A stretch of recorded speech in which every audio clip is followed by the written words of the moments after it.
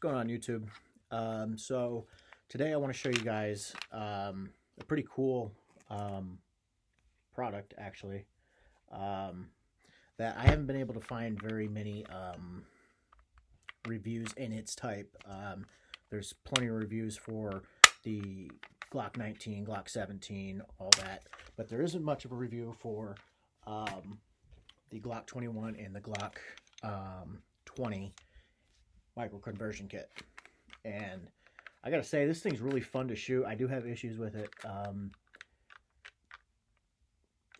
We'll get into that later, but first off I want to show you the actual Glock that I got for this gun, and it is a Glock 21, so you know it's clear, clear and safe.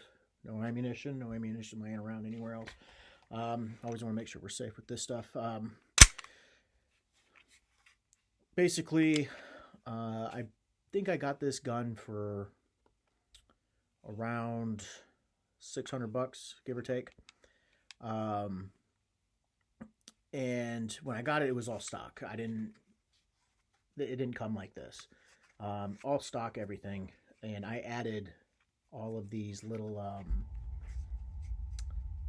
I guess, bells and whistles is what you can call it. You don't really need to do these, but I like to upgrade a lot of my weapons and, you know, use the performance of, you know, a lot of these pins and whatnot. So the first thing that I did when I first got it is I went and bought a Talon grip. This is the I don't know what they would call it, but this is like the roughest one they have, and I mean it's serious. This is a serious grip. It's almost like skateboard tape. Pretty much is skateboard tape. And if you watch any videos with Lenny on the Glock channel, he shows you how to put everything on, and I got all of this stuff from, you know, online reviews that he's given, and it's been working out great. I got the extended takedown pin or lever right here. I got those, and then I put these retaining pins in, all red. Extended mag release, which is huge, especially since I mean I don't have big hands. I have medium-sized hands, but it means all the world when going to change a mag. It's very smooth. I also got the extended slide release, which is right here, and this thing's awesome. With the regular stock, it's actually flat, and it was really tough to throw this thing forward once you put a mag in. But it has, if you look at it, I'll see if I can get a. It doesn't sit flush. It's raised a little bit, and this thing is the bee's knees. You can drop it very nice, and it's smooth, and especially when you're doing like speed shoots or something like that, you throw a mag in, you just slam it forward, and it's better than it just sitting there. I know every single time that I hit that, it's going to go forward because there's not that much tension left in it. Excuse me. I also added the big mouth magwell. This is the biggest one they have, and the reason for that is because I wanted to use this Glock more so for the MCK as like a PCC or something like that. So going into that, the way that you put this in, and I'll show the inside because I couldn't find any videos on YouTube on the inside of this to see how it works and see how it operates, and I was really interested in that. But basically, you got this here. This is what allows you to rack the slide back while it's inside of the MCK here, and you can see, you know, it's pretty tight. It doesn't move. This does not come out. So you got to kind of be careful with it. It is plastic. I mean, I've always had this thing about plastic and metal. Usually doesn't work out too well, but it seems to be working fine. I've ran a lot of rounds through this. But yeah, so I couldn't find any videos on YouTube that has the inside or the breakdown of the inside in this. So as best as I can, I'm going to try and do that for you guys there. Um, Also, what was the other thing I wanted to say here? Oh yes, the store actually gives you the option to have a plastic Picatinny or a metal one. I've always opted to go for the metal one.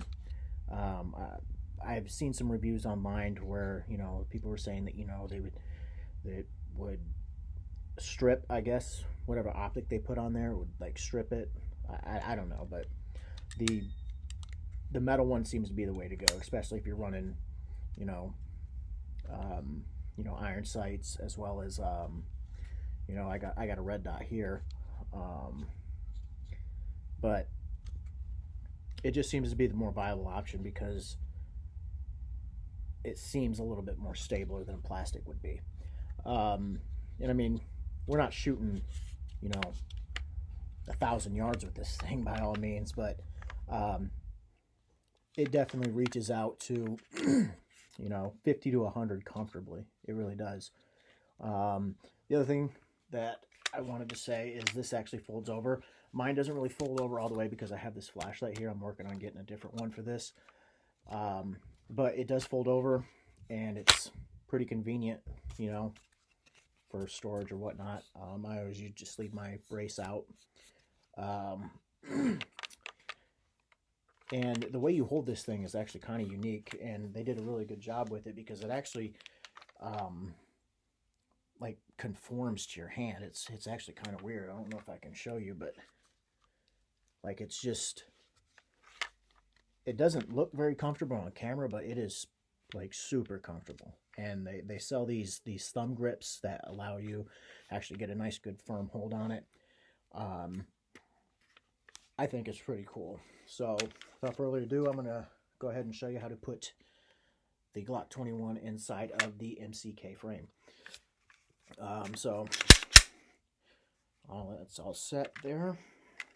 So basically what you want to do is this thing, there's a button right on the bottom of this, excuse me. And you're going to push that in and push it back. And the gate will, fall open. Just like so. Okay. Then you want to take your Glock and you basically want to take these serrations right here that are on the Glock and line them up with the serrations that are inside the slide there. I don't know if you can see that very well, but yeah, kind of, sort of. But that's where those serrations are going to go. And you want to take it and put the barrel in first.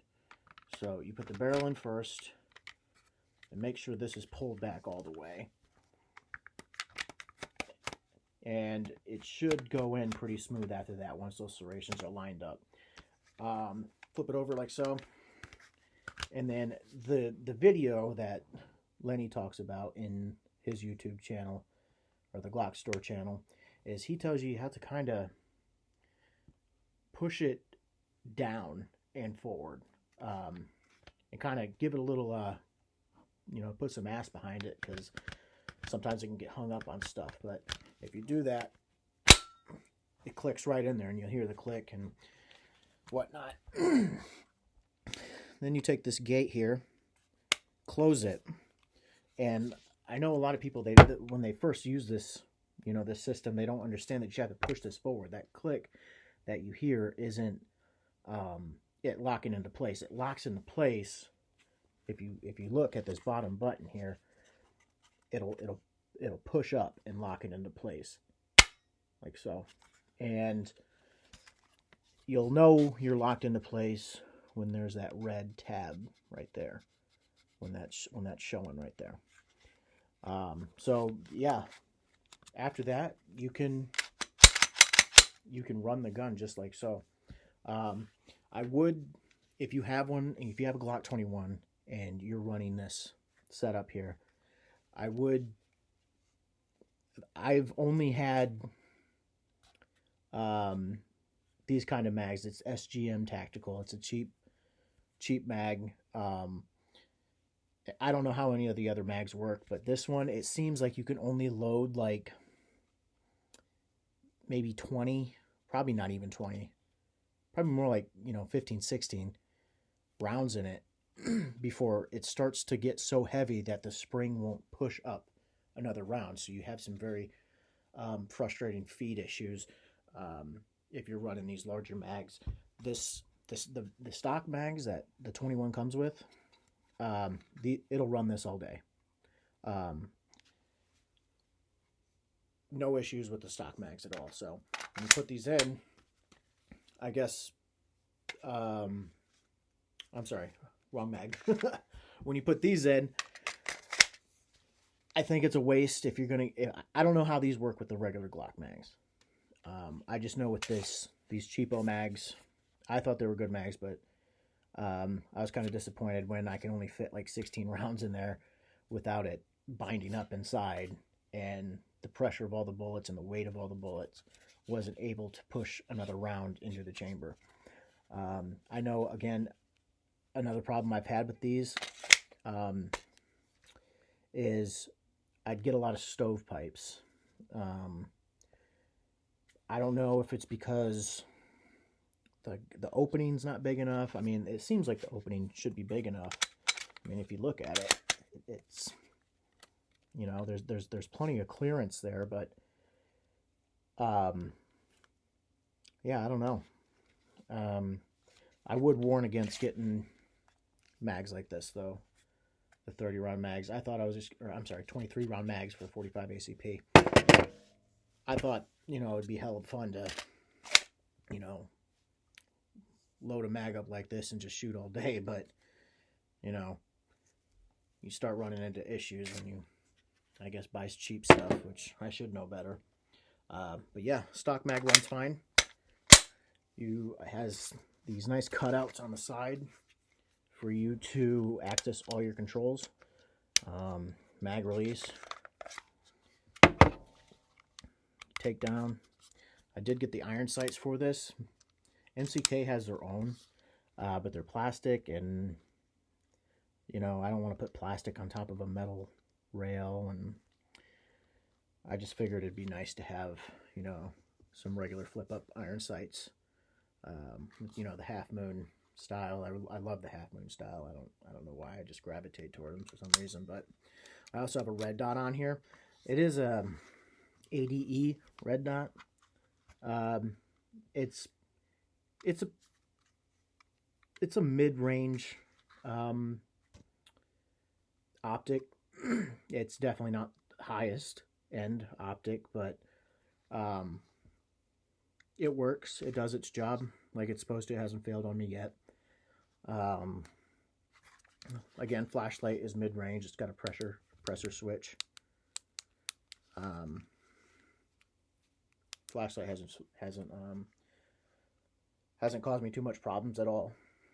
And I mean, for the most part, this has been a pretty cool setup. Besides those few complaints about stovepipes and the mags, this thing's pretty legit. So if you think about getting one, I highly recommend it. It's fun. It's good fun. I mean, I wouldn't necessarily use it for your home defense, but just because of reliability issues. But it's definitely a cool gun to show to your friends. Like, hey, dude, check this thing out. Like, a lot of people, when I show them this, they're like, holy shit, that thing's really cool. And it is, And I mean, I'm glad I bought it. I don't shoot it as much because of those issues. And I'm sure, MCK and Glock are figuring those issues out, but it's a pretty cool gun. Pretty cool gun. So, also, on another note, this is one of my, very first YouTube videos. So, I figured I'd kind of show my collection a little bit at a time, kind of give me something to talk about. Something to show you. I have a room full of guns, no lie. So much so that I'm hanging guns around my man cave. But yeah, if you like this video, give me a thumbs up, and if you have any advice you'd want to give me, or have anything to add to this, by all means, please type it in the comments. And next video, I'll be sure to mention it in the next one. So till next time, see ya.